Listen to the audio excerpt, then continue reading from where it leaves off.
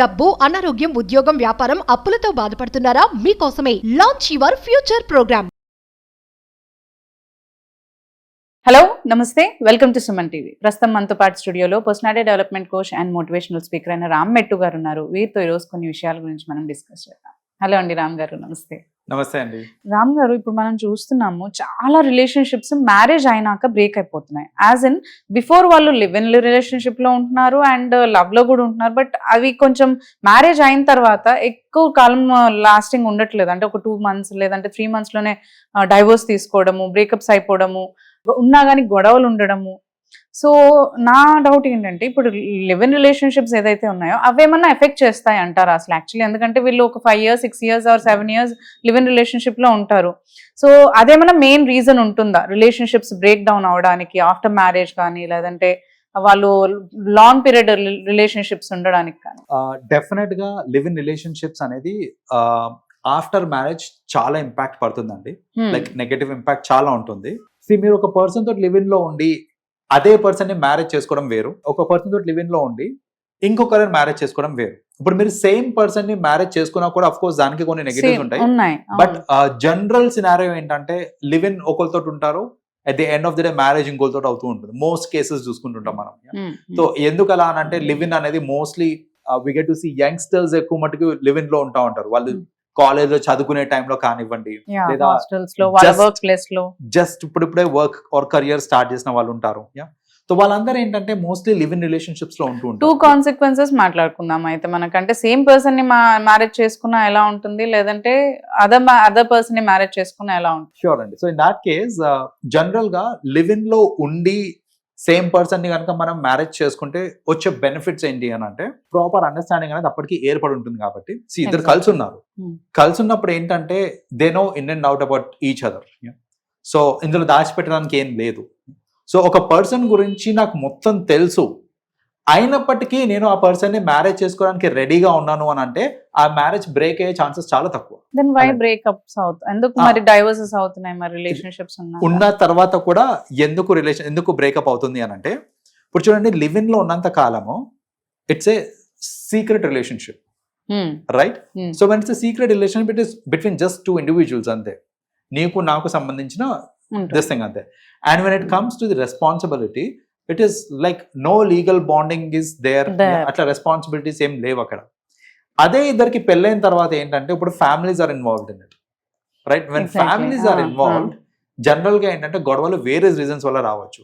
అది it can be through in laws వల్ల రావచ్చు, బ్రదర్స్ వల్ల అవ్వచ్చు, సిస్టర్స్ వల్ల అవ్వచ్చు. అప్పటి వరకు పేరెంట్స్ పట్టించుకోరు, తర్వాత మ్యారేజ్ తర్వాత పేరెంట్స్ ఇన్వాల్వ్ అవుతుంటారు.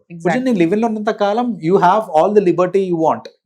నువ్వు ఏం బట్టలు వేసుకుంటావో వేసుకో, ఎట్లుంటావో ఉండు, నాకు సంబంధం లేదు. I'm okay with it. వండినా వండకపోయినా, క్లీనింగ్ ఉన్నా లేకపోయినా, ఫైన్, అబ్సల్యూట్లీ. అదే గనక పెళ్ళైన తర్వాత ఇల్లు నీట్గా లేకపోయినా నువ్వే దానికి కారణము, నేను సరిగ్గా లేకపోయినా నువ్వే కారణమా అని నువ్వే మార్చేసినావు అని అంటారు. So at the end of the day వండకపోయినా ప్రాబ్లమే, ఏం బట్టలు వేసుకుంటున్నావు, ఎవరితో ఉంటున్నావు, ఏం చేస్తున్నావు, ఇవన్నీ పట్టించుకుంటారు. అండ్ ఉమెన్ కి కూడా కంప్లైంటింగ్ వచ్చేస్తుంది, నేను ముందు ఇలాగే ఉండేదాన్ని, నువ్వు యాక్సెప్ట్ చేసావు, ఇప్పుడు ఎందుకు యాక్సెప్ట్ చేయట్లేదు, మీ వరకు నువ్వు చెప్పుకో. ఇలాంటి అన్ని రావటం వల్ల ఏంటంటే ఈ బ్రేకప్స్ అన్ని అవుతూ ఉంటాయి అనమాట ఆఫ్టర్ మ్యారేజ్. అడ్వాంటేజ్ ఏంటిది అని అంటే, because they know about the other person, వాళ్ళకి జనరల్ గా బ్రేకప్ అయ్యే ఛాన్సెస్ తక్కువ బికాస్ ఆఫ్ దాట్ పర్సన్. వేరే రీజన్స్ వల్ల బ్రేకప్ అయ్యే ఛాన్సెస్ ఉన్నాయి. కానీ ది అదర్ అడ్వాంటేజ్ ఏంటి అంటే, హ్యాబిట్స్ కూడా మ్యాచ్ అవుతూ ఉంటాయి. ఇద్దరు ఒకటే దగ్గర ఉన్నారు అన్నప్పుడు వాళ్ళ హ్యాబిట్స్ కూడా ఆల్రెడీ మ్యాచ్ అయి ఉంటాయి. కాబట్టి ఫ్యూచర్ లో హ్యాబిచువల్ ఇష్యూస్ ఏం రావన్నమాట మనకి. అంటే it comes to an extent like నేను డ్రింక్ చేస్తున్నానా, స్మోక్ చేస్తున్నానా, ఏం చేస్తున్నా నీకు ముందే తెలుసు అన్ని, బికాస్ నువ్వు నాతో ఉన్నావు కాబట్టి. సో అవన్నీ ముందే తెలుసు కాబట్టి అలాంటి వాటి మీద ఇష్యూస్ రావు జనరల్ గా. Let us take the other side of it. నేను ఆల్రెడీ ఒక పర్సన్ తో రిలేషన్షిప్ లో ఉండి, or when I was live in relationship లో ఉండి, తర్వాత నేను వేరే పర్సన్ ని పెళ్లి చేసుకున్నాను అనుకోండి, చాలా ప్రాబ్లమ్స్ వస్తాయి మనకి. ఆ ప్రాబ్లమ్స్ లో ప్రైమ్ ప్రాబ్లం ఏంటిది అని అంటే, కంపారిజన్ ఇష్యూ వస్తుంది, రైట్? సి, నేను ఒక పర్సన్ తోటి ఉన్నాను, లైక్ పొద్దు నుంచి రాత్రి వరకు ఆల్మోస్ట్ లైక్ ఇయర్స్ టుగెదర్ నేను కలిసి ఉన్నా ఒక పర్సన్ తోటి. నా ఇంకొకరితో పెళ్ళైనప్పుడు ఏంటంటే, వీళ్ళు నాతో ఉండే తీరు, వీళ్ళు నాకు చూపించే ఎఫెక్షన్, ఇవన్నీ కూడా ఏంటంటే సమ్వేర్ కోరిలేట్ అవుతూ ఉంటది. Every time they compare Compare, from ప్రతిసారి. మార్నింగ్ లేచినప్పటి నుంచి ప్రతి ఇష్యూకి దే కంపేర్ కంపేర్ చేస్తూ ఉంటారు. చేసినప్పుడు ఏమవుతుంది అని అంటే అక్కడ రెస్పాన్సిబిలిటీ లేని రిలేషన్షిప్ అది, ఇక్కడ రెస్పాన్సిబిలిటీస్ తో కూడిన రిలేషన్షిప్ ఇది. సో మీరు ఏంటంటే మీరు పెళ్లి చేసుకున్న తర్వాత, వేరే పర్సన్ పెళ్లి చేసుకున్న తర్వాత మీకు వచ్చే రిస్ట్రిక్షన్స్ కానివ్వండి, లేకపోతే ఆ కంపారిజన్ మోస్ట్ ఆఫ్ ఇది కొంచెం డిఫరెంట్ ఉంటుంది. వెరీ డిఫరెంట్ ఉంటుంది. ఇప్పుడు నేను ఒక అమ్మాయిని పెళ్లి కాకముందు ఇంప్రెస్ చేయడానికి నేను పెట్టే ఎఫర్ట్స్ వేరు, పెళ్ళైనాక అదే అమ్మాయిని ఇంప్రెస్ చేయడానికి ఏముండదు అసలు, జీరో. అక్కడ మ్యారేజ్ అయినాక ఏముంటుంది, జీరో. రైట్. సో ఇక్కడ ఏమంటే అరే వీడేంది నన్ను పట్టించుకోవట్లేదు, వాడైతే అసలు నన్ను వదలకుండా ఉండేటోడు. And comparison in terms of sexual comparison కూడా వస్తూ ఉంటుంది. Like the kind of pleasure that he use to give, ఇతను నాకు ఇస్తలేడు. సో ఇలాంటివన్నీ, ఇట్లాంటి వేరియస్ కంపారిజన్స్ వస్తుంటాయి అనమాట. సో ఖర్చు పెట్టే తీరు కానివ్వండి, వాడైతే విచ్చలు వెళ్ళి ఖర్చు పెడుతుండే, వీడు పెడతలేడు. సో ఇలాంటివన్నీ, ఎందుకంటే ఇక్కడ ప్లానింగ్ ఉంది. ఇప్పుడు ఫ్యూచర్ ప్లానింగ్ అవ్వచ్చు, మన పిల్లలు కావచ్చు, తల్లిదండ్రులు కావచ్చు, ఏదన్నా కావచ్చు, రెస్పాన్సిబిలిటీస్ ఉన్నాయి. కాబట్టి ఆబ్వియస్లీ పెళ్లి కాకముందు మనం పెట్టిన ఖర్చు దాని తీరు వేరుంటది, పెళ్ళైనాక మనం ఖర్చు పెట్టే తీరు వేరు ఉంటుంది. అది తెలియకుండా ఏంటంటే ఈ కంపారిజన్ అనేది అవుతూ ఉంటుంది, and that will bring down అనమాట. So that way freedom space ఇచ్చే రీజన్స్ వల్ల కూడా అయి ఉండొచ్చు, అందులో కూడా కంపారిజన్ వస్తుంది. ఆబ్వియస్లీ ఇప్పుడు నాకు అప్పుడు చాలా ఫ్రీడమ్ ఉండేది, ఇప్పుడు ఫ్రీడమ్ లేదు అనేసి. సో దీని వల్ల ఏమవుతుంది అంటే ఈ కరెంట్ రిలేషన్షిప్ అనేది డ్యామేజ్ అవుతూ ఉంటుంది అనమాట. లైక్ ఎందుకు అనవసరంగా పెళ్లి చేసుకున్నా, పెళ్లి కాకముందే మంచిగా ఉండే, నేను పెళ్లి చేసుకొని తప్పు చేశాననే థాట్ వస్తుంది చూడండి. వచ్చిన దగ్గర నుంచి ఏంటంటే the relationship will fall apart అనమాట, like from both sides. So that is another reason. ఇంకొక ప్రైమ్ రీజన్ చెప్తానండి. జనరల్ గా ఇట్లా మనము ఒక లివ్ ఇన్ రిలేషన్షిప్ లో ఉన్న తర్వాత ఇప్పుడు ఇదేం గొడవ పడి విడిపోయింది కాదు, రైట్? సో ఏంటంటే వాళ్ళతో కాన్స్టెంట్ గా టచ్ లో ఉండడము, ఆల్రెడీ వాళ్ళతో ఫిజికల్ రిలేషన్షిప్ అవన్నీ ఉన్నప్పుడు ఏంటంటే వాళ్ళతో టచ్ లో ఉన్నాము అని అంటే ఎక్కడో చోట డౌట్ అనేది క్రియేట్ అవుతుంది, హస్బెండ్ కి కానివ్వండి, వైఫ్ కి కానివ్వండి, క్రియేట్ అవుతుంది. ఆ డౌట్స్ క్రియేట్ అయినప్పుడు దానికి ప్రాపర్ రీజనింగ్ కనుక ఇచ్చుకోలేకపోయినారు, లేదా ఫర్దర్ ఇంట్రాగేషన్ లో తెలిసింది అనుకోండి దట్ దే హ్యాడ్ వాళ్ళ ఒక రిలేషన్షిప్ లో ఉండినారు ఇంతకు ముందు అనేసి, that's definitely going to impact their current relationship. I tell you and ఒక రీసెంట్ ఎగ్జాంపుల్ చెప్తాను నేను. ఒక అమ్మాయికి she got a text message from someone, like ఏది మన వాట్సాప్ మెసేజ్. పెళ్లి అయిపోయిన తర్వాత వాట్సాప్ మెసేజ్ వచ్చింది.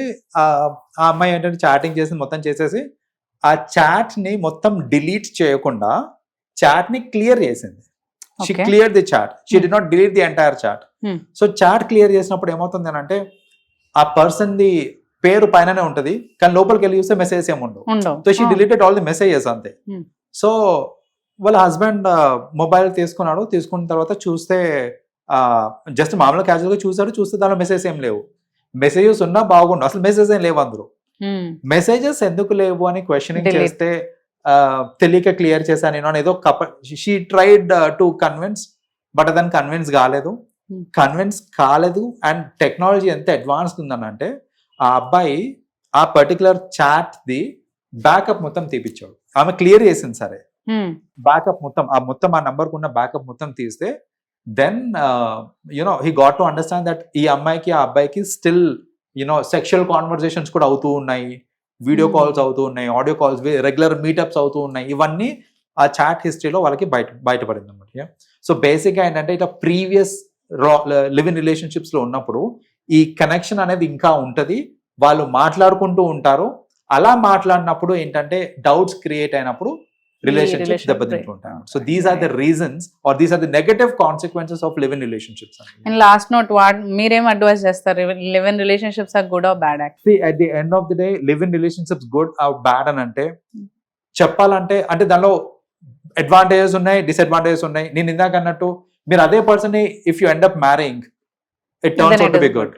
లేదు you are marrying someone else, it will turn out to be a negative this thing. Yeah. Okay. Yeah. Thank you, Andy. Thank you, Ram garu. Yeah. Welcome, Andy.